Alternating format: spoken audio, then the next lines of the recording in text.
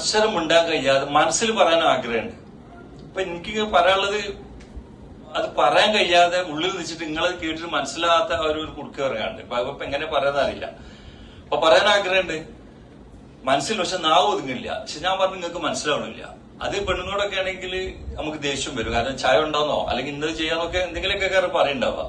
പക്ഷെ ഈ പറഞ്ഞത് ഓൾക്ക് മനസ്സിലാവില്ല. കാരണം അക്ഷരമായിട്ട് പുറത്തേക്ക് വരാത്ത ആളുകൾ. ഇതൊന്നും പിന്നെ ജന്മന ഉള്ള ആളുകളല്ല. നമ്മളെപ്പോണം നടക്കുകയാണ്. കിടന്നുറങ്ങുമ്പോ, ജോലി ചെയ്തിരിക്കുമ്പോ, വെറുതെ വർത്താനം പറഞ്ഞിരിക്കാനിടയിൽ ഇങ്ങനെയാണ് വീണത്.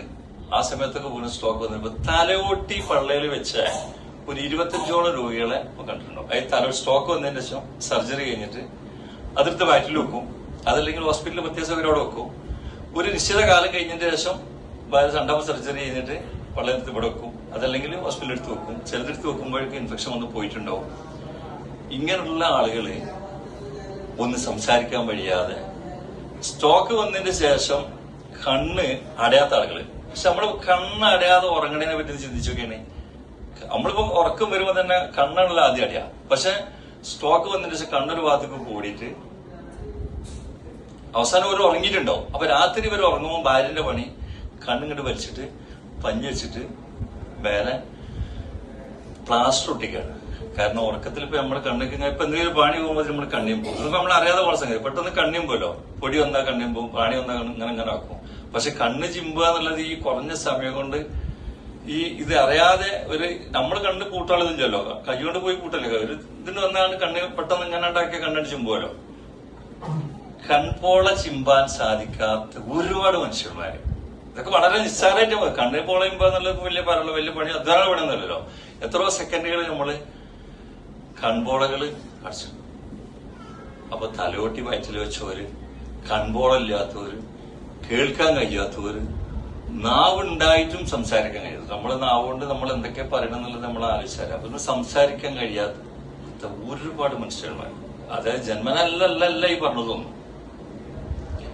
ഒരു ഇൻഹൈലറിന്റെ സഹായം ഇല്ലാതെ ശ്വസിക്കാൻ കഴിയാത്ത നൂറുകണക്കിന് മനുഷ്യന്മാരുണ്ട്. ഇൻഹൈലർ ഇപ്പോ ഒരു സാധാരണ നമ്മള് അസുഖം ഗുളിക കുടിക്കും. ഇൻഹൈലറും കഴിഞ്ഞിട്ട് ഓക്സിജനും കണ്ടിട്ട് ഇപ്പൊ ഓക്സിജൻ കോൺസെൻട്രേറ്ററും കഴിഞ്ഞിട്ട് ബൈപ്പാപ്പും മെഷീനും വെച്ചിട്ട് ശ്വസിക്കും. 24 മണിക്കൂറും കിടക്കണോടത്ത് ഇപ്പൊ നമ്മളൊക്കെ ഓക്സിജൻ അവിടെ കൊടുക്കല്ലേ. പക്ഷെ മറ്റത് ഭയങ്കര പൈസ ഉള്ള ഈ ബൈപ്പാപ്പൊക്കെ വാങ്ങിക്കണമെങ്കിൽ 60 രൂപ വരുന്നുണ്ട്. ഒന്ന് കൊണ്ടാ പിന്നെ കിട്ടൂല. ഒരു മരിക്കണവരെ തിരിച്ചിടാൻ കഴിയില്ല. അപ്പൊ നമ്മൾ സ്റ്റോക്ക് ചെയ്യാൻ കഴിയില്ല. പക്ഷെ അതിന് 24 ഇപ്പൊ നമ്മൾ ശ്വസിക്കുമ്പോ ഇരിക്കണം, നമ്മളൊക്കെ അറിയാതെ ശ്വസിക്കണ്ടേ. ശ്വാസത്തിന് പൈസ കൊടുക്കുന്ന ആളുകൾ, ശ്വസിക്കാൻ പൈസ കൊടുക്കുക, വേറെ ഒന്നിനല്ല. ഇപ്പൊ ശ്വസിക്കാൻ പൈസ കൊടുക്കണം ഒരുപാട് ആളുകൾ. ഇപ്പൊ ഓക്സിജൻ 50-60 നമ്മള് കൊറോണ സമയത്ത് ശ്രദ്ധിച്ചിട്ടുണ്ടാവും. അന്ന് 10-60ഓളം സിലിണ്ടർ വാങ്ങി വെച്ച് ഇടക്കിടക്ക് വാങ്ങി ഒന്ന് കിട്ടാനില്ലാതായി. അവസാനം ഇപ്പൊ എല്ലാം ഫീൽഡിലല്ലേ. കാരണം ശ്വസിക്കണ്ടേ, തിരിച്ചെടുക്കുന്ന തിരി പറയാൻ കഴിയില്ല. കാരണം ഓൾക്ക് ഇത് ആവശ്യമാണ്. ഒന്ന് ശ്വസിക്കാൻ 10,000. നമ്മള് ഹോസ്പിറ്റലിൽ പോയാലും വെന്റിലേറ്ററും മറ്റു കുറച്ച് നമുക്കറിയാം. ഞാൻ സാധാരണ കേസിലാണ് പറഞ്ഞത്.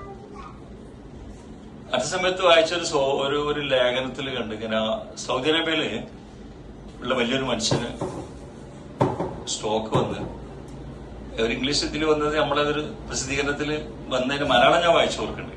അനുഗ്രഹത്തെ പറ്റി പറഞ്ഞപ്പോ അതിൽ പറഞ്ഞെന്താ വെച്ചാല് ബോധം കെട്ട് റോഡിൽ കിടന്നു വീണ് ഹോസ്പിറ്റലിൽ കൊണ്ടുപോയി. ഐശ്വര്യമൊക്കെ കഴിഞ്ഞ് വെന്റിലേറ്ററൊക്കെ കഴിഞ്ഞ് അയാൾ സംസാരിക്കാൻ നേരത്തെ അയാൾ ബില്ല് കൊടുത്ത സമയത്ത് അയാൾ നിയന്ത്രണം വിട്ട് കരഞ്ഞു. 72 വയസ്സായിട്ട് നിയന്ത്രണം വിട്ട് കരഞ്ഞു. അപ്പൊ ഹോസ്പിറ്റലൊക്കെ കൂടിയിട്ട് പറഞ്ഞ ആൾക്കാരൊക്കെ വന്നു, ഇയാൾ ഭയങ്കര കരച്ചില്ല. അപ്പൊ പൈസ ഇല്ലെങ്കിൽ നമുക്ക് ഡിസ്കൗണ്ട്, നിങ്ങൾ വലിയൊരു മനുഷ്യൻ ഇങ്ങനെ കരയില്ലേ, അപ്പൊ എത്ര ബില്ലാണ് നമുക്ക് ഡിസ്കൗണ്ട് ചെയ്ത് തരാം, അതാണ് ഹോസ്പിറ്റലിൽ ചെയ്യാൻ പറ്റും. അപ്പൊ എനിക്ക് 72 വയസ്സായി, 6 ദിവസമാണ് നിങ്ങൾ എന്നെ വെന്റിലേറ്റർ ഇട്ട്, 2-3 ദിവസം ഞാൻ പുറത്തിറങ്ങി, ഇത്ര 1000 റിയാലുകൾ എനിക്ക് ചെലവായി. പക്ഷെ എന്റെ അടുത്ത് ഇതിലപ്പുറം തരേണ്ടത് പൈസ ഉണ്ട്. നിങ്ങൾ ഈ പറഞ്ഞതിലപ്പുറം തരേണ്ടത് പൈസ. ഞാൻ കരുതല്ല.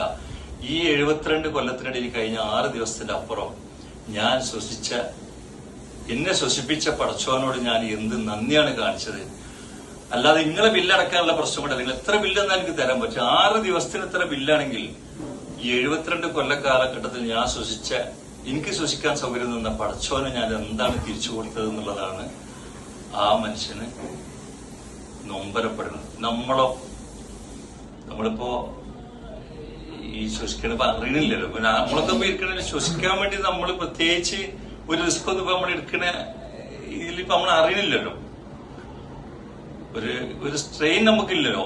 ഒരു വർത്താനം അങ്ങനെ പറഞ്ഞു പോകണം. നേരത്തെ പറഞ്ഞ വിശേഷ ബുദ്ധിന്റെ കാര്യത്തിൽ നമുക്ക് തരാറുണ്ടെങ്കിൽ നമുക്കവിടെ ഇരിക്കാൻ കഴിയില്ല. നമ്മുടെ വീട്ടിൽ നമുക്ക് ഇരിക്കാൻ കഴിയില്ല.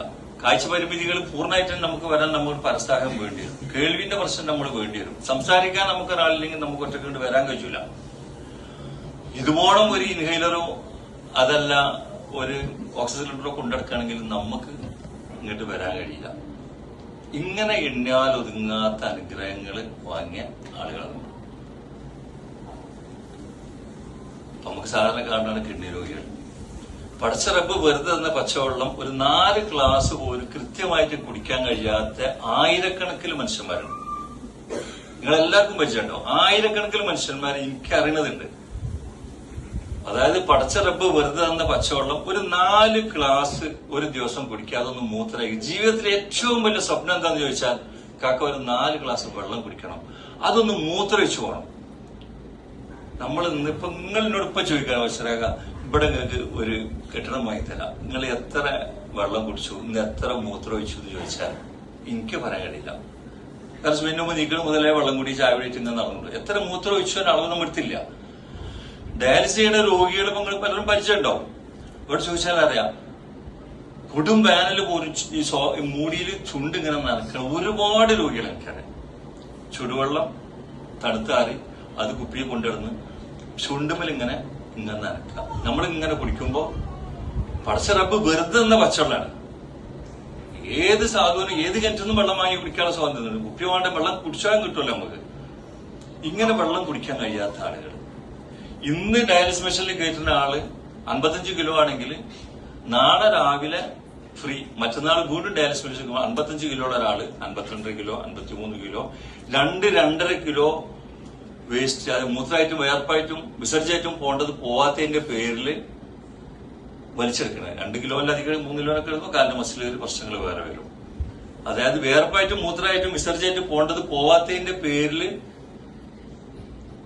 അത് ഡയാലിസിസ് മെഷീനിൽ എടുത്ത് കളയുന്ന ഒരുപാട് ആയിരക്കണക്കിന് ആളുകൾ എനിക്ക് പരിചയമുള്ള അവിടെ വന്നുകൊണ്ടിരിക്കുന്ന ആളുകൾ നമുക്കറിയാം. നമ്മുടെ നാട്ടിലൊക്കെ ഉണ്ടാവും. നമ്മള് ഇന്ന് എത്ര വെള്ളം കുടിച്ചു, എത്ര മൂത്രമൊഴിച്ചു, എന്താണ് നമുക്ക് പഠിച്ചവനെ കൊടുക്കാനുള്ളതെന്ന് ചോദിച്ചാൽ എനിക്ക് കണക്ക് നമുക്ക് പറയാൻ കഴിയില്ല. ഒന്നും വേണ്ട, പച്ചവെള്ളം കൃത്യപ്പോ അല്ല കിഡ്നി രോഗിയോട് ചോദിക്കും എന്താ നിങ്ങൾ പൂതി, എന്താ വർത്തനൊക്കെ ഇങ്ങനെ കുറെ കഴിയുമ്പോൾ അടുപ്പാവുമല്ലോ. കുറെ രോഗിക്കാരാകുമ്പോൾ നമ്മളോട് ചോദിക്കും എന്താ വശരാക്കാം, ഒരു കുപ്പി വെള്ളം 1 ലിറ്റർ അതിങ്ങനെ കൊണ്ടുവന്നിട്ട് കുടിച്ച് അതിങ്ങനെ മൂത്രമായി പോയി കിട്ടണം. ഒരാളോട് ഒന്നും ചോദിക്കാതെ ഒന്നും സൂചി കുത്താതെ ഈ വെള്ളം മാത്രം കുടിച്ച് മരിച്ചു പോയി കിട്ടുകയാണെങ്കിൽ കിഡ്നിയിൽ നിന്ന് രക്ഷപ്പെട്ടു. വേറെ ഒന്നും ഭൂമിയിൽ ആഗ്രഹമില്ല. നമുക്ക് എന്തെല്ലാം ആഗ്രഹം. അപ്പൊ നിങ്ങളോട് വെച്ച് എനിക്ക് ആഗ്രഹം ഉണ്ടാവും, നിങ്ങളോട് ഓരോരുത്തർ വെച്ച് ആഗ്രഹം. നമുക്കൊക്കെ ആഗ്രഹങ്ങളുണ്ടോ. നമ്മൾ എത്ര ആഗ്രഹങ്ങൾ പൂർത്തീകരിച്ചു എന്ന് പറഞ്ഞാലും ഇപ്പൊ നമ്മൾ ചെന്ന അടുത്ത അജിനുമെന്ന് വരാൻ പോയിട്ട് നമ്മൾ അറിയില്ലേ. വേറെ ഇപ്പൊ ഭൗതികമായിട്ട് നമുക്കൊന്നും വേണ്ട, വേറെ പരലോകത്തെ സമയത്ത് ഒരു അജിനെങ്കിലും പോയിട്ട് ഇപ്പൊ നമ്മൾ പറയുമല്ലോ. വേറെ ഇപ്പൊ നമുക്ക് എല്ലാം നമ്മൾ തേഞ്ഞിട്ടാണെങ്കിൽ ഇരിക്കണേ പോലും. പക്ഷെ കിഡ്നി പോയ ആളോട് ചോദിച്ചെങ്കിൽ എനിക്ക് ഒരു 2 ലിറ്റർ വെള്ളം കുടിക്കാതെ മൂത്രമൊഴിക്കുക, ഒരാളെ ആശ്രയിക്കാതെ അത് കുടിച്ച് മൂത്രമൊഴിച്ചിങ്ങനെ ഇരുന്നാൽ മൂത്രനാളിൽ കൂടെ ഒരു തുള്ളി മൂത്രമൊഴിച്ചിട്ട് 6 കൊല്ലായി 5 കൊല്ലായി 3 കൊല്ലായി 8 കൊല്ലായി എന്ന് പറഞ്ഞ ആണും പെണ്ണും കുട്ടികളെ എനിക്ക് വഹിച്ചു. മൂത്രനാളിക്ക് ഒരു തുള്ളി മൂത്രം, കാരണം മൂത്രം കിഡ്നി വർക്ക് ചെയ്യുന്ന മൂത്രം പോണില്ല. ഒരു തുള്ളി മൂത്രം വരെ മൂത്രപ്പേരയിൽ ഇരുന്നിട്ട് ഇങ്ങനെ നീച്ചു പോയി. നമുക്കൊന്ന് ആലോചിച്ച് മൂത്രം വരാൻ കുറച്ചൊന്ന് വൈകാനുള്ളൊരു ബുദ്ധിമുട്ട് എന്താണ്. മുട്ടിട്ട് തന്നെ ശങ്കരി ഒരു സമയം കഴിഞ്ഞാൽ പിന്നെ നമുക്ക് ഒരു കാലത്ത് മൂത്രം വരില്ല. ഒരു സെക്കൻഡ് നമ്മൾ വിചാരിച്ച സമയത്ത് മൂത്രം വരില്ല എന്നുള്ള ഒരവസ്ഥ വന്നാൽ അപ്പൊ കിഡ്നി പോയി ഒരുപാട് എന്തെല്ലാം പുതിയുണ്ട്. ഈ ഒരു ഗുളിക ഇത് മാത്രം. ഇപ്പൊ എന്റെ ഒരു സുഹൃത്ത് വന്നാളിപ്പോ മരിച്ചുപോയി. ഞാനും അവളും കൂടി ഇങ്ങനെ ഇക്ര ഹോസ്പിറ്റലിൽ ചെന്നു. അവന് കിഡ്നി മാറ്റാണെങ്കിൽ ചെറിയ സംഗതി ചെയ്യാൻ വേണ്ടി പോയി. അവന് പെണ്ണുകളാണ് കൊടുക്കണേ. അപ്പൊ അവന് എന്റെ ഒരുപാട് ഇളയതാ. അവ സിസ്റ്റം എന്നുണ്ട്, നിങ്ങൾ നാളെ കിഡ്നി മാറ്റാളെങ്കിൽ സംസാരിച്ച ആൾക്കാർ സംസാരിച്ചിരിക്കുക, നിങ്ങൾ ഇങ്ങോട്ട് പോകണം തന്നെ. അപ്പോ കൈയൊക്കെ തിന്ന് എന്നെ കെട്ടിപ്പിടിച്ചു. അവന്റെ പെണ്ണുങ്ങള് വെളിയും കെട്ടിപ്പിടിച്ചാണ്ട് ഇങ്ങനെ പിരിഞ്ഞുപോയി. അപ്പോ അതിന്റെ വീട്ടിൽ ലൈനിൽ അങ്ങനെ ഓനിങ്ങനെ ടെൻഷൻ മാറ്റാൻ വേണ്ടി ഇങ്ങനെ കടപ്പുറത്തൊക്കെ ഉള്ള ആളുകൾ അനുഭവിക്കുന്ന വേദനകൾ ഇങ്ങനെ കാണാൻ വേണ്ടിട്ട് അവിടെ കൂരകൾ ഇപ്പം വർത്താനം പറഞ്ഞ് സമാധാനിപ്പികൾ കാണിച്ചു കൊടുത്തിട്ട് നമുക്കൊക്കെ വീടും കാര്യം ഒരു സൗകര്യമൊക്കെ ഉണ്ട്, വീട് സൗകര്യമൊക്കെ ഉണ്ടല്ലോ. ഇങ്ങനെ കുറെ കുടിലുകളൊക്കെ ഉണ്ട്. പഠിച്ചോ എന്താ അനുഗ്രഹം ഒന്നല്ലേ ഒന്നിന്റെ എന്തെങ്കിലുമൊക്കെ ഒന്ന് പറയാച്ചിങ്ങനെ കൊണ്ട്. അപ്പൊ ഒരു ദിവസം ചൂടുവെള്ളത്തിൽ ഇങ്ങനെ ഈ ചുണ്ട് നനച്ചിങ്ങനെ കുടിക്കുക. അപ്പൊ നമ്മളൊക്കെ ആണെങ്കിൽ കപ്പുറത്തൊക്കെ വെള്ളം എല്ലാം കുടിച്ചു. അപ്പൊ എന്നോട് പറയാണ് ഗുളിക കുറെ കുടിക്കാണ്ട്. മൈസൂർ പഴത്തിന്റെ ഉള്ളിൽ ഗുളിക തിരികെ വെച്ചിട്ട് മൈസൂർ പഴം വിഴുങ്ങലാണ് ഞാൻ. അപ്പൊ ഇവർക്ക് ഗുളിക കുടിക്കണമെങ്കിൽ വെള്ളം ഓരോ 6 ഗുളിക 7 ഗുളിക ഒക്കെ 2-3 നേരം കുടിക്കേണ്ട ആളുകൾക്ക് ഓരോ ഔൺസ് വെള്ളം ഇല്ലെങ്കിൽ തന്നെ ഇറങ്ങി പോകുള്ളൂ. അപ്പൊ ഈ ഗുളിക 4 നേരം കുടിക്കണമെങ്കിൽ അതിന് വെള്ളം കുടിക്കണം. ഈ വെള്ളം കുടിക്കണമെങ്കിൽ അതിന് അപ്പൊ കിഡ്നി പ്രശ്നമാവും. വെള്ളം കുടിക്കാഞ്ഞാൽ എന്താവും? ഗുളിക കുടിക്കാഞ്ഞാൽ എന്താവും വെച്ചാല് പിന്നെ പ്രശ്നം കൂടും. അപ്പൊ ഗുളിക കുടിക്കാൻ പിന്നുള്ള വഴി മൈസൂർ പഴം ശരി കഷ്ണങ്ങളുടെ ഗുളിക ഫിറ്റ് ചെയ്ത് വെക്കാം. എന്നിട്ട് അതിന് വിഴുങ്ങിയാൽ അത് പോയിക്കോളൂല്ലോ. അപ്പൊ ഇങ്ങനെ പറഞ്ഞുവിടും. അപ്പൊ അങ്ങനെ പിറ്റേന്ന് സർജറി കഴിഞ്ഞ് തലേദിവസം രാത്രി ഉണ്ട് വിളിക്കണേ. പിറ്റേന്ന് വിളിച്ചു, ആൾക്കാർ വിളിച്ച് നിങ്ങളോട് മയ്യത്ത് ഒളിപ്പിച്ചെന്ന് എല്ലാം പറഞ്ഞു. ആലോചിച്ച് അപ്പൊ നിങ്ങളറിഞ്ഞാല്ല റഫീഖ് മരിച്ചിട്ടുണ്ട്. ഇന്നലെ ഡയാലിസിസ് കിഡ്നി മാറ്റാൻ പോകുന്നതിന് എഴുതി വെച്ചിട്ടുണ്ട്. ഞാൻ പറഞ്ഞ ഹോസ്പിറ്റലല്ലോ, പക്ഷെ അവന്റെ വസിയത്തുള്ളതാണ്. ഓൻ തിയേറ്ററിൽ ഇവിടെ പോകുമ്പോ തന്നെ നിങ്ങളെ കുളിപ്പിക്കണത്തിൽ എഴുതി വെച്ചിട്ടുണ്ട്. ഞാൻ നിന്നോളാം, വലിയ കാര്യപ്പെട്ടവരെ ഉണ്ടായിക്കോട്ടെ എന്ന് പറയാം. ചുരുക്കി പറഞ്ഞാലേ ഈ ഇങ്ങനെ പടച്ച റബ്ബ് തന്ന പച്ചവെള്ളം പോലും കൃത്യമായിട്ട് 4 ഗ്ലാസ് കുടിക്കാൻ കഴിയാത്ത മനുഷ്യന്മാരെ മുന്നിൽ ഇഷ്ടംപോളം വെള്ളം കുടിക്കാനും ഇഷ്ടംപോളം മൂത്രയിക്കാനും സൗകര്യം തന്ന പടച്ചവൻ. സാഹസം ഇവിടെ നിർത്തണ്ടേ പറഞ്ഞോട്ടോ, നിങ്ങൾ വില അടിച്ചപ്പം നിർത്തും. അപ്പോ ഇങ്ങനത്തെ ഒരുപാട് മനുഷ്യന്മാരെ മുന്നില് നമ്മൾ എത്ര ക്ലാസ് വെള്ളം കുടിച്ചു. നാളെ ദിവസമോ സാധുക്കളായ ആൾക്കാരെ നമുക്ക് ഒരുപാട് കിഡ്നി രോഗികളെ അറിയാം. നല്ല സമ്പന്നനായ ഒരാളെ കൂടെ എന്റെ കൂടെയുള്ള ഒരുത്തിന്റെ കുടുംബക്കാരനാണ്. അപ്പൊ അങ്ങനെ അവരെ വീട്ടിൽ കയറി ഇങ്ങനെ വർത്താനം പറ്റി ഭയങ്കര കൊട്ടാരങ്ങളിൽ ഔട്ട് ഹൗസുകളുണ്ട്. വീട്ടില് മാളിന് മുകളിൽ കയറിയാൽ കുറെ കാറുകൾ, നല്ല അത്യാവശ്യം വിശാലമായ ഒരു ബംഗ്ലാവ്. അപ്പൊ ഞാൻ മുപ്പര് എന്നാലും നിങ്ങൾ ഭാഗ്യവാനാണല്ലോ എന്ന് പറഞ്ഞ് ഞാൻ തൊള്ള നിർത്തുമ്പോൾ മുപ്പരിന്റെ നിങ്ങൾ പറഞ്ഞ ശരിയായില്ല. അപ്പൊ ഞാൻ പറഞ്ഞ പിൻവലിച്ചാൽ നമ്മളിപ്പോ ഒരു അനുഗ്രഹത്തെ പറ്റി എന്നാലും നിങ്ങൾ വെച്ചാണല്ലോ എന്ന് പറഞ്ഞ ഭയങ്കര സങ്കടമായി. നിങ്ങൾ പറഞ്ഞ ശരിയായി. ഞാൻ പറഞ്ഞ പിൻവലിച്ച് നിങ്ങൾ പറയാം. ഞാൻ അനുഭവിക്കുന്ന വേദന അറിയാതെ നിങ്ങളോട് സംസാരിച്ച ഞാൻ പറഞ്ഞ പിൻവലിച്ച് നിങ്ങൾ ഇനി പറയണം. നിങ്ങൾ പറഞ്ഞോളിയാണ്. അതിന് മുമ്പ് തന്നെ നിങ്ങൾ പറഞ്ഞു എനിക്ക് സുഖമുണ്ട്, ഈ കാണുന്ന ബംഗ്ലാവുണ്ട്, ഒരുപാട് ഔട്ട് ഹൗസുകളുണ്ട്, സ്റ്റാഫുണ്ട്, കാറുണ്ട്, ബിസിനസ് ഉണ്ട്, ഒരു പ്രശ്നമില്ല, സമ്പത്തിന്റെ ഒരു പ്രശ്നമില്ല. പക്ഷെ ഞാൻ ഉറങ്ങിയിട്ട് എത്ര ദിവസമായി നിങ്ങൾ വിചാരിച്ചു? ഞാൻ ഉറക്കല്ല. എന്റെ പരിസരം മുഴുവൻ ഉറങ്ങുന്നുണ്ട്. എന്റെ ബംഗ്ലാവ് പോലത്തെ വീടുകളെല്ലാവരും ഉറങ്ങുന്നുണ്ട്. എന്റെ പണിക്കാരുണ്ട്, കുടുംബക്കാരും, മക്കളും ഭാര്യയൊക്കെ ഉറങ്ങുന്നുണ്ട്. പക്ഷെ എനിക്ക് ഉറക്കില്ല. എനിക്ക് ഒരു ഉറക്കൂടിയൊക്കെ കിട്ടുന്നില്ല. എന്നെ ഉറങ്ങാൻ കഴിയില്ല. ഉറക്കം എന്നുള്ള സാധനം നഷ്ടപ്പെടുത്തുന്ന കാര്യം നിങ്ങൾ ആലോചിച്ച് നോക്കിയിട്ടുണ്ടോ? എന്നിട്ടാണ് നിങ്ങൾ എനിക്ക് മച്ചാണെന്ന് പറഞ്ഞത്.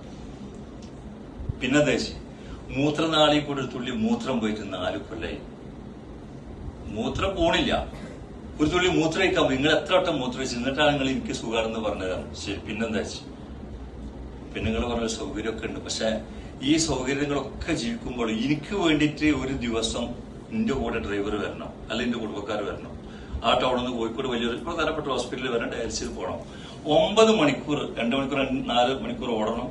4-4.5 മണിക്കൂർ ഡയാലിസിസ് മെഷീനുള്ളിൽ കിടക്കണം. 1.5 വട്ട ദിവസങ്ങൾ 9 മണിക്കൂർ എനിക്ക് വേണ്ടിയിട്ട് എന്റെ ആൾക്കാർ എന്നെ കാത്തിക്കണേ.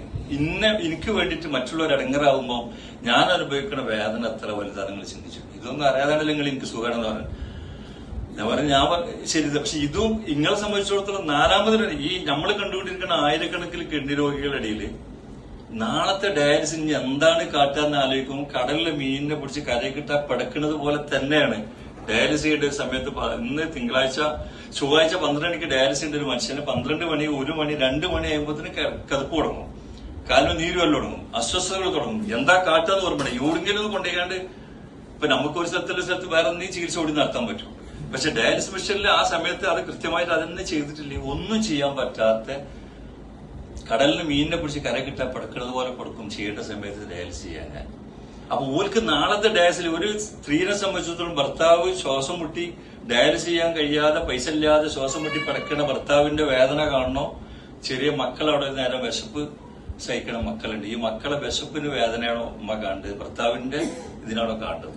പക്ഷെ ആ ഒരു ഗതി അല്ല നിങ്ങൾക്ക് തോന്നില്ല. നിങ്ങൾക്ക് വിചാരിച്ചാൽ വണ്ടിയുണ്ട്, ഡ്രൈവർമാരുണ്ട്, ഒരു പ്രശ്നം സമ്പത്തിയില്ല. പക്ഷേ ഈ 3 പരീക്ഷ നിങ്ങൾക്ക് തന്നിട്ടുണ്ടെങ്കിൽ ഏറെ എണ്ണാലോ നിങ്ങാത്ത അനുഗ്രഹങ്ങൾ നിങ്ങൾക്ക് തന്നിട്ടുണ്ട്. അതാണ് ഞാൻ പറഞ്ഞത്. അപ്പൊ പറയുന്നത് ശരിയാണ്, എനിക്ക് പൈസക്ക് പ്രശ്നമില്ല.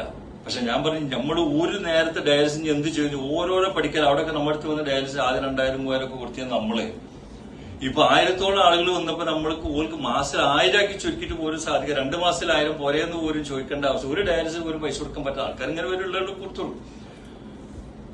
അപ്പോ ഇനി നമ്മളായിരിക്കുക അതൊന്നും നമ്മളിത്ര മൂത്രം വയ്ക്കണം, നമ്മളെ കിഡ്നിയുടെ പ്രവർത്തനത്തിന്റെ തോതെന്താന്ന് പോലും നമുക്കറിയില്ല. ആ ഒരു സംഗതിയോടെ വർക്ക് ചെയ്യേണ്ടത് പോലും ഞാനൊന്നും ചിന്തിച്ചില്ല. നമുക്ക് ബുദ്ധിമുട്ടില്ല. പക്ഷെ അത് ബുദ്ധിമുട്ട് എപ്പോഴാകുമെന്ന് വെച്ചാൽ ഇതിന്റെ പണി എവിടെയെങ്കിലും പണി മുടക്കിയെന്ന് പറഞ്ഞ സമയത്താണ്. അതിന് മൂപ്പര് എറണാകുളത്ത് വലിയൊരു ഹോസ്പിറ്റലിൽ കിഡ്നി മാറ്റി. അപ്പൊ എന്റെ കൂടെ നിന്ന് സ്നേഹിത എറണാകുളത്ത് വീണ്ടും പോയി. മൂപ്പര് പറയാണ്, ഞാൻ മൂത്രം വയ്ക്കണത് ഇങ്ങനെ നോക്കി നിൽക്കുകയാണ്, മൂത്രം ഇങ്ങനെ ഫോഴ്സിൽ ഇങ്ങനെ കാണുമ്പോൾ എന്തൊരു സുഖം. നമ്മളാരെങ്കിലും മൂത്രമൊക്കെ നോക്കിക്കണ്ട് അത് മൂത്രമൊക്കെ മുട്ടുപറഞ്ഞാല് നമുക്ക് തോന്നും ആട് പോയി മൂത്രമൊക്കും, ആട് പോരും. പക്ഷെ ഞാൻ മൂത്രം വയ്ക്കണമെങ്കിൽ നോക്കിയാണ് എന്റെ കൂടെ സ്നേഹിതന്റെ പേര് വിളിച്ചിട്ട് പറയാം മൂത്രങ്ങൾ. അപ്പോഴേക്ക് 46 ലക്ഷം റുപ്യ കയ്യിലുണ്ട്. അത് കുറച്ച് മുമ്പാണ്. പിന്നെ ഞാൻ ചിന്റെ വയസ്സ് ഇപ്പൊ 62ആയി.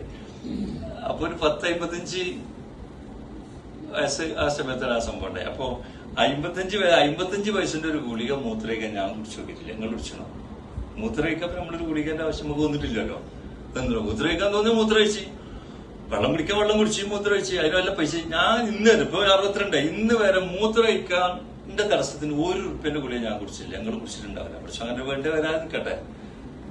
പക്ഷെ അപ്പൊ ഈ അനുഗ്രഹം നമ്മൾ എന്താ പറയുക, ഇങ്ങനെ മൂത്രം പോവാൻ പൈസ കൊടുക്കേണ്ടതാണ്. നമ്മൾ പ്രശ്നം തന്ന അനുഗ്രഹം പ്രശ്നം തന്ന അനുഗ്രഹങ്ങളെ പറ്റി വർത്താനം പറഞ്ഞാൽ തീരുള്ളൂ. ക്യാൻസർ ഇപ്പൊ നമ്മുടെ ഇടയിൽ ഒരുപാട് ആളുകൾക്ക് ക്യാൻസർ ഉണ്ട്. വൻകുടലിന് ക്യാൻസർ എന്ന കുറെ രോഗികളുണ്ട്. വൻകുടലിന് ക്യാൻസർ വന്നിട്ട് മലദ്വാരം അടച്ചിട്ട് ഇവിടെ നമ്മൾ മൊബൈലൊക്കെ വെക്കുന്നത് പോലെ ഇവിടെ കൊളോസ്റ്റമി ബാഗ് വെക്കണ ആണും പെണ്ണും ഒരുപാടെണ്ണം അവിടെ കാണും. അതായത് വയറ്റുനിന്ന് പോവാൻ കൊളോസ്റ്റമി ബാഗ് 7200 ഒരു മാസം കൊടുക്കേണ്ട ഒരു സാഹചര്യം ഉണ്ടാവും. അതിന് ആരും ഇല്ല. അവിടെ ഒരു മാസം കൊടുക്കേണ്ടി വരും. ആ ദാതാക്ക് വയറ്റുനിന്ന് പോകണമെങ്കിൽ 7200 വേണം. 30 പീസ് കിട്ടും. പക്ഷെ സത്യത്തിൽ ഒന്നുമില്ലെങ്കിൽ റേഷൻ പടിയിലെ അരിയും കഞ്ഞിനെള്ളം താളിച്ചതും മുരിങ്ങന്റെ അരിയും കർമ്മൂശൊക്കെ ഉണ്ടായാലും പൈപ്പ് മാറും. നമ്മളെ കൊണ്ടോടി ഭാഷ പറഞ്ഞാൽ വിശപ്പ് മാറും.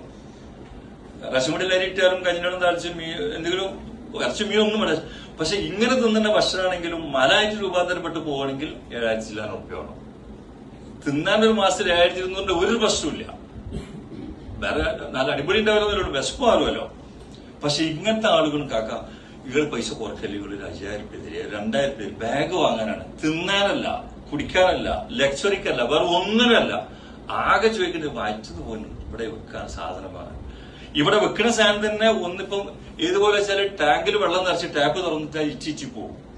അതേപോലെ ഈ സാധനം വെച്ചിട്ടില്ലെങ്കിൽ ഭക്ഷണം കഴിച്ചത് മലായിട്ട് രൂപാന്തരപ്പെട്ടാൽ ഇവിടെ സ്റ്റോർ ചെയ്യും. ഇപ്പൊ നമ്മൾ കഴിച്ച ഭക്ഷണം പഠിച്ചവന്റെ സൃഷ്ടിപ്പിലുള്ള കുടലിലെവിടെയെങ്കിലൊക്കെ അത് പഠിച്ചത് സൃഷ്ടിച്ചു കൊടുത്താൽ അവിടെ അങ്ങനെ മല ഉണ്ടാവും. നമുക്ക് എപ്പോഴാണ് വയറ്റുമ്പോൾ നമ്മൾ പോകും നിർത്തും. അതിനൊക്കെ ഒരു കൺട്രോളിങ് പവർ അല്ലാത്തല്ല നമുക്ക് തന്നിട്ടുണ്ട്. പക്ഷെ താഴെ ഭാഗം ഫുള്ള് അടച്ചിട്ട് ഇത് ടാങ്കിൽ നിന്ന് വെള്ളം ടാപ്പിൽ വരുന്നത് പോലെ ഇവിടെ രൂപാന്തരപ്പെടും. ഇത് തന്നെ ഒരു ലൂസ് മോഷനൊക്കെ ഒന്ന് ചുമക്കേണ്ടി വരിക അല്ലെങ്കിൽ എന്തെങ്കിലും പ്രശ്നം വരെ ചെയ്താൽ ഇതിന്റെ ആ പ്രശ്നം പോകുന്നതിന്റെ ശേഷം ഇങ്ങനെ അവിടെ ഇന്ന് വേഗം വിട്ടേരി ഇവിടെ ബുദ്ധിമുട്ടുണ്ട് എന്ന് പറയുന്ന ആൾക്കാർ. അപ്പൊ നമ്മളെ സംബന്ധിച്ചിടത്തോളം വയറ്റുനിന്ന് പോകാൻ നമുക്ക് ചെലവില്ല.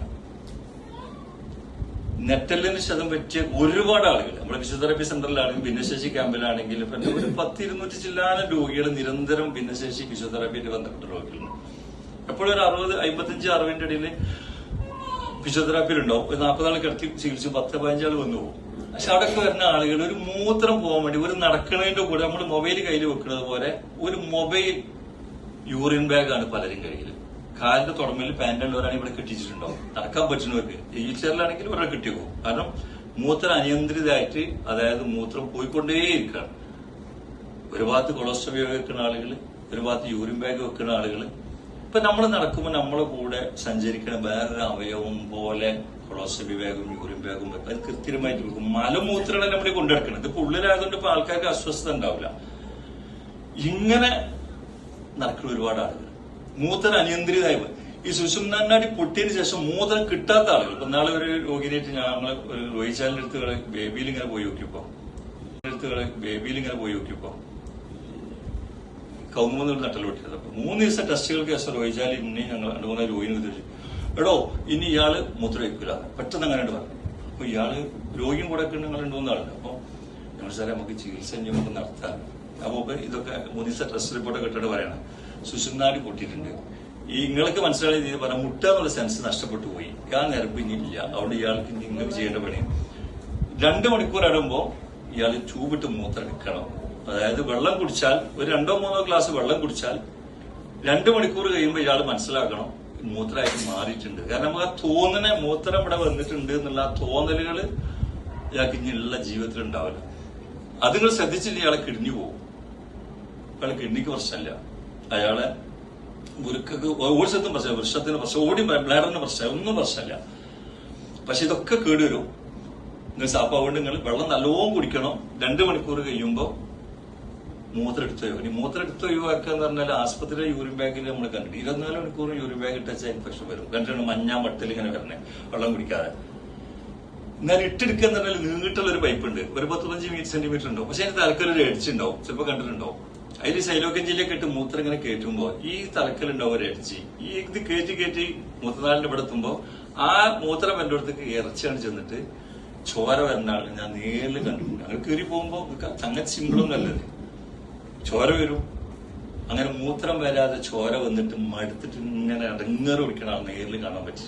നമുക്ക് മൂത്രയിക്കണതിന്റെ സംസാരം എപ്പോഴാ 5 അപ്പൊ ചുരുക്കി പറഞ്ഞാല് മൂത്രമൊഴിക്കാൻ വയ്യാത്ത ഇങ്ങനെ നിരവധി മനുഷ്യന്മാർ നമ്മുടെ മുന്നിൽ പ്രയാസപ്പെട്ട് ജീവിക്കുമ്പോ ഈ ഒരു ഗണത്തെ ഒന്നും പെടാതെ ഒന്ന് വിചാരിച്ച പോത്തിന് നമ്മള് ഗ്രൂപ്പില് ഇസ്ലാം സാഹിബിനെ ഓഫീസിലൊക്കെ ബന്ധപ്പെട്ട് പോണമെന്ന് തോന്നിയപ്പോ അത് നമുക്ക് പോരാനുള്ള പൈസ ആദ്യം ഉണ്ടാക്കി തന്ന് യാത്ര ചെയ്യാൻ ഒരു പരസഹായം ഇല്ലാതെ ഇവിടെ വരാൻ തന്ന് ഈ സ്ഥലത്ത് വന്ന് ഈ പുണ്യം കർമ്മം നിർവഹിച്ചു പോകാൻ നമുക്ക് എല്ലാ ഭൗതിക ഇതിലുള്ള ഈ ഗണത്തിൽ ഒന്നും അല്ലാത്താലും നമ്മളെ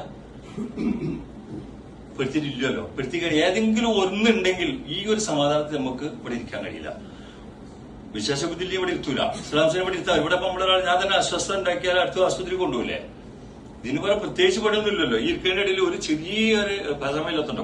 ഒരു ചെറിയൊരു സംഗതി തിരിഞ്ഞാൽ ഒരൊറ്റപ്പെടൽ, ഒരു കുറ്റപ്പെടുത്തലുകൾ ഇപ്പൊ സൈക്കാട്രിയിലൊക്കെ ഉള്ള ആൾക്കാരോട് കുറെ കഴിഞ്ഞ ശേഷം ചോദിച്ചു എന്താ ഇപ്പൊ കാര്യം വെച്ചു കൗൺസിലിംഗ് നടത്തി കഴിഞ്ഞ ശേഷം ഒരു ഡിസ്കഷനിൽ പറയുന്നത് ഒരൊറ്റപ്പെടൽ, ഒരു കുറ്റപ്പെടുത്തൽ. ഇപ്പൊ ഇവിടെ സൗദിയിൽ നിന്ന് പോയ ഒരാള് ഒരു സൈക്കാട്രി നല്ലൊരു കുട്ടപ്പനോട് വന്നു.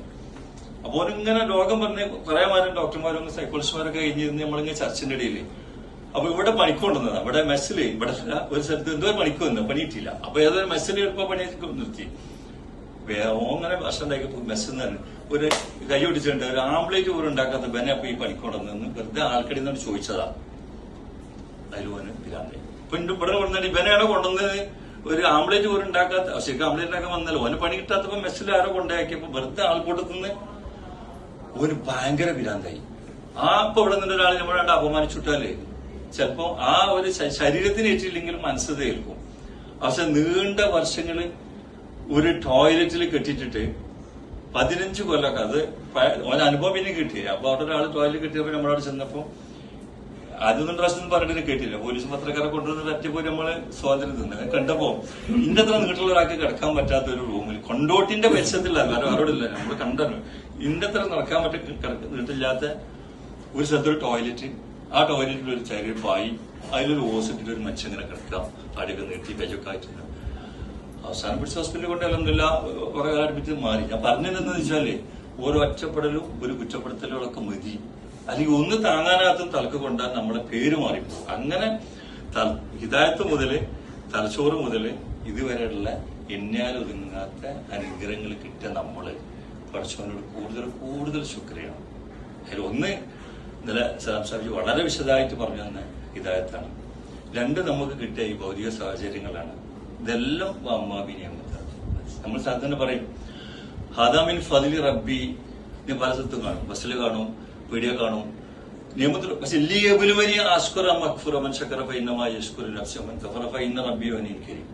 ഹാദാമിൻ ഫദിലി റബ്ബി എല്ലായിടത്തുണ്ടോ. പക്ഷെ നന്ദി ചെയ്യണ്ടോ നന്ദികേട് ചെയ്യണ്ടോ എന്ന് പരീക്ഷിക്കാൻ വേണ്ടിയിട്ട് തന്നെയാണ് ഇത് കിട്ടിയത്. അത് മഹാനായ സുലൈമാൻ നബി അലൈഹി ഇസ്ലാമിന് ബൽക്കീസിന്റെ കൊട്ടാരം വന്നപ്പോ കിട്ടിയതായിട്ട് സൂറത്ത് നഹലിൽ നമുക്ക് കാണാൻ പറ്റും. നമ്മുടെ മുന്നിൽ കൊട്ടാരം വന്നിട്ടില്ലെങ്കിലോ നമുക്കൊക്കെ അള്ളാഹ് തന്ന ഈ ഒരു ഹിദായത്ത് പടച്ചവന്റെ ഏറ്റവും വലിയ അവതാരം, വിശേഷബുദ്ധി ഏറ്റവും വലിയ അവതാരം, കാഴ്ചശക്തി അള്ളാഹുവിന്റെ അവതാരം, കേൾവിയും സംസാരിക്കാനും തിന്നാനും പറ്റുന്നു പോകാനും നടക്കാനും ഇരിക്കാനും ഒക്കെ ഉള്ള എണ്ണിയാൽ ഒതുങ്ങാത്ത അനുഗ്രഹങ്ങൾക്ക് മുമ്പിൽ നമ്മൾ പടച്ചവനോട് കൂടുതൽ കൂടുതൽ ശുക്രുള്ളവരാണ്. നമ്മൾ കൂടുതൽ കൂടുതൽ വിനയാന്വിതരായി പടച്ചവൻ മടങ്ങാൻ ഈ വരവ് ഈ സലാം സാഹിബിന്റെ നേതൃത്വത്തിലുള്ള പഠനാർഹമായ ഞാൻ മുമ്പൊക്കെ അവിടെ ഇരുത്തി പറഞ്ഞാലും ബുദ്ധിമുട്ട് ഇവിടെ വരാൻ അവസരം കിട്ടിയിട്ടുണ്ട്. പക്ഷെ ഈ പ്രാവശ്യം സലാം സാഹിബ് ചോദിച്ച് ഈ 2 വികലാംഗന്മാരെ കൊണ്ടാൻ പറ്റിയ അമീർ ആരാണ് ചോദിച്ചു. അപ്പൊ സലാം സാഹിബിന് പോകുന്ന എനിക്കറിയില്ല. അപ്പൊ ഇന്ന കൊള്ളണിക്കാരൻ ഞാൻ ഏത് സമയത്ത് വീട് പോകും. നിങ്ങളുടെ ഞാൻ വീട്ടില്ല, വീടൊന്നും പേടി എനിക്കുണ്ടായി. നടക്കുമ്പൊക്കെ ബോള് പോയി. 3rd സ്റ്റേജിലാണ് ഗംഗ എന്ന് പറഞ്ഞ് ഈ 4th സ്റ്റേജിൽ നിങ്ങൾ സർജറി കണക്ക് ഇങ്ങോട്ട് വന്നോളി, അതുവരെ നിങ്ങൾ ഇങ്ങനെ നടന്നോളി ഇറങ്ങാൻ വിട്ടത് തന്നെ. പിന്നെ ഈ ദുബായും കുറിച്ചാണ്ട് ഇങ്ങനെ നടക്കണോ. അപ്പൊ സലാം സാഹിബ് പറഞ്ഞ് ഇന്നയും ഉപക്കും വയ്യ. അപ്പൊ ഇന്നെ കൊണ്ടുപോകാൻ പറ്റിയ ഒരു അമീറ, അപ്പൊ നിങ്ങളെ കൊണ്ടുപോയി PC സ്ഥലമുണ്ട്, അയാളെ പറ്റി നോക്കിയായിരുന്നു. അപ്പൊ ശരി. അപ്പൊ ഞാൻ സലാം സാഹിബ് പോരുന്നത് അറിയില്ലേ. ഞാൻ ഇന്നെ കൊള്ളാൻ പറ്റിയ കാരണം ഇന്നെ താങ്ങാൻ പറ്റും, താങ്ങേണ്ടി വരും. ചിലപ്പോൾ എന്തെങ്കിലും ആശുപത്രിയിൽ കൊണ്ടുവേണ്ടി വന്നതല്ല. എന്റെ എക്സിഡന്റ് ഡീറ്റെയിലും MRI റിപ്പോർട്ടൊക്കെ ഫയലിലുണ്ട്. കാരണം വീണാൽ അവർക്ക് പറഞ്ഞു കൊടുക്കാൻ എനിക്ക് അറിയില്ലല്ലോ. ഇത് കാണിച്ചു കൊടുത്താൽ പിന്നെ എന്റെ സ്റ്റേജ് എന്താ അവർക്ക് അറിയാലോ. അപ്പോ സലാം സാഹിബ് തന്നെ മൂപ്പരെ പറ്റെങ്കിൽ നിങ്ങളെ താങ്ങാൻ മൂപ്പരാന്നല്ലേ പറഞ്ഞു. എന്നാ മൂപ്പര് വാങ്ങിക്കോളും, ഞാൻ ബുക്ക് ചെയ്താണ് ഇവിടെ പറഞ്ഞാലെന്ന് പറഞ്ഞു. അങ്ങനെ അപ്പൊ സലാം സാഹിബിന്റെ കൂടെ എത്തിപ്പെട്ടെ. അപ്പൊ ഏതായാലും ഇവിടെ കൂടാൻ കൂടി സമയം തെറ്റി കഴിഞ്ഞോട് നിർത്തുകയാണ്. അപ്പൊ കൂടുതൽ കൂടുതൽ അള്ളാഹ്ക്ക് ശുക്ർ ചെയ്ത് പോകാൻ നമ്മൾ ഈ ഇവിടുത്തെ പോക്ക്, ഈ ജമാഅത്തെ സലാം സാഹിബിന്റെ ഉള്ള ക്ലാസ്സുകളും ഈ ഉംറ മടങ്ങി പോകുമ്പോൾ കൂടുതൽ കൂടുതൽ ഈ അനുഗ്രഹങ്ങളൊന്നും കിട്ടാതെ പരീക്ഷിക്കപ്പെടുന്ന ഒരുപാട് ആളുകൾക്ക് താങ്ങും തണലായിട്ട് നമ്മൾ മാറാൻ. അത് നമ്മൾ പൈസ കൊടുത്തോളന്നില്ല, ഒരു നോട്ടം കൊണ്ട് മറ്റുള്ളവരെ പ്രയാസങ്ങൾ കേൾക്കാനുള്ള ഒരു കാതായിട്ട് നമ്മളെ കാത് മാറണം. മറ്റുള്ളവരെ മനുഷ്യന്മാരെ വേദന കാണുമ്പോൾ മോത്തുക്കൊന്ന് നോക്കാനുള്ള കണ്ണായിട്ട് നമുക്ക് മാറണം. മറ്റൊരാളെ വേദനയ്ക്ക് വേണ്ടി സംസാരിക്കുന്ന നാവായിട്ട് നമുക്ക് മാറാൻ സാധിക്കും. ഇതൊന്നും നമുക്ക് പൈസക്ക് ആവശ്യമില്ല. മറ്റുള്ളവരാളെ പ്രശ്നങ്ങൾ കേൾക്കുമ്പോൾ അതൊന്ന് പോയി നടന്നിരുന്ന് കുറച്ച് ആശ്വസിപ്പിക്കാൻ നമ്മുടെ കാലുകൾ നമുക്ക് കാണും. മറ്റുള്ളവരെ വേദനകൾക്ക് വേണ്ടിയിട്ട് പരിഹാരം ഉണ്ടാക്കാൻ ചിന്തിക്കാൻ അള്ളാഹുത്തല തന്ന വിശേഷ ബുദ്ധി നമുക്ക് ഉപയോഗപ്പെടുത്താൻ വരണം. അതിലേറെ അള്ളാഹിനെ വിട്ട് മറ്റ് പല വഴികളും പോകണം. മുസ്ലിം പേരുകളിലെ നിരവധി മനുഷ്യന്മാരുടെ മുന്നിൽ ഹിദായത്തിന്റെ സന്ദേശം എത്തിച്ചു കൊടുക്കാൻ, സംസാരിക്കാൻ എന്നും നമുക്ക് ഒരു പൈസക്ക് മുടക്കില്ല. അള്ളാഹിനെ മാത്രം പരിചയപ്പെടുത്തി, അള്ളാഹിനെ കൊണ്ട് നടക്കുള്ളൂ എന്ന് പരിചയപ്പെടുത്തി കൊടുക്കാൻ നമുക്ക് ഒരു പൈസന്റെ മുടക്കം നമുക്കില്ല. പക്ഷെ കുറച്ച് സമയം നമുക്ക് ആവശ്യമാണ്. ചേർത്ത് പിടിച്ചിട്ട് ഈ അള്ളാഹ് വരുവാൻ അള്ളാഹിനെ കൊണ്ട് മാത്രമേ കാര്യം നടക്കുള്ളൂ, ഈ അനുഗ്രഹങ്ങളൊക്കെ ഉണ്ടല്ലോ എന്ന രീതിയിൽ അള്ളാഹിനെ പരിചയപ്പെടുത്തി കൊടുക്കാൻ ഒന്നും നമുക്ക് പൈസന്റെ ആവശ്യമില്ല. ആ രീതിയിൽ അള്ളാഹു തആല എന്ന അനുഗ്രഹങ്ങൾക്ക് ശുക്രിയ കാണിച്ച് ജീവിക്കണം. യഥാർത്ഥ മുത്തക്കിങ്ങളുള്ള നമ്മൾ ഉൾപ്പെടുത്തട്ടെ. പഠിച്ചോനെ ഈ നമ്മൾ വന്ന എല്ലാ ആജിമാർക്കും അവർക്ക് എല്ലാവർക്കും പഠിച്ചോനെ ദുനിയാവിൽ സമാധാനം, നാളെ സ്വർഗത്തിൽ ഉന്നത പദവി, ഇതിനെക്കാട്ടിൽ മനോഹരമായ സ്ഥലത്ത് സ്വർഗത്തിൽ ഒരുമിച്ച് കൂടാൻ ഒതുങ്ങണി സലാം സാഹിബിന്റെ നിർദ്ദേശങ്ങളൊക്കെ കേട്ട് ആ രീതിയിൽ ഉണ്ട നിർവഹിച്ച് മടങ്ങുമ്പോൾ അത് മുത്തക്കിങ്ങളായി അവശേഷിക്കുന്ന കാലം ജീവിക്കാൻ, ശുക്രുള്ള മനസ്സിൽ ജീവിക്കാൻ നമുക്ക് ഓരോരുത്തർക്കും തൗഫീഖാണ്. സുബ്ഹാനക്കല്ലാഹു വബിഹംദിഹി.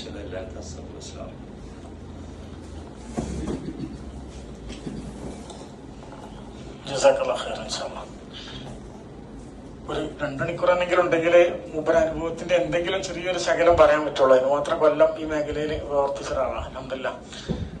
അപ്പൊ പറഞ്ഞതിന്റെ തുക നമുക്കൊക്കെ മനസ്സിലായിട്ടുണ്ടാവും. നാളെ ചോദ്യം ചെയ്യപ്പെടുന്ന അനുഗ്രഹങ്ങളെ കുറിച്ച് കൃത്യമായ ബോധ്യം നമുക്കുണ്ടാവണം. അതിനു പകരമായി ഞാൻ എന്ത് ചെയ്തു എന്നൊരു ചോദ്യം ഈ ഉംറ നിർവഹിച്ച് നാട്ടിലേക്ക് എത്തുമ്പോൾ നമുക്ക് ഉണ്ടാവണം എന്നുള്ളതാണ് അതിന്റെ തുക. എനിക്ക് നൽകിയ ആരോഗ്യം, എന്റെ സമ്പത്തിന്റെ ആസ്തി എത്രയാണ്, എന്റെ വരുമാനം, അതുപോലെ എന്റെ അധികാരം, എന്റെ സ്വാധീനം, ഇതൊക്കെ അള്ളാഹ് ചോദ്യം ചെയ്യപ്പെടുമ്പോൾ അതിൽ എത്ര ശതമാനം അള്ളാഹിന് മറത്ത് കൊടുക്കാൻ നമുക്ക് സാധിച്ചിട്ടുണ്ട് എന്നതൊരു വിലയിരുത്തലിന് വേണ്ടിയിട്ടാണ് ആ വിഷയങ്ങളൊക്കെ അവതരിപ്പിച്ചത്. ഇൻഷാ അല്ലാഹ് അവസരങ്ങൾ ഉണ്ടാകുമ്പോൾ ബാക്കി തുടർന്ന് നമുക്ക് സംസാരിക്കാവുന്നതാണ്.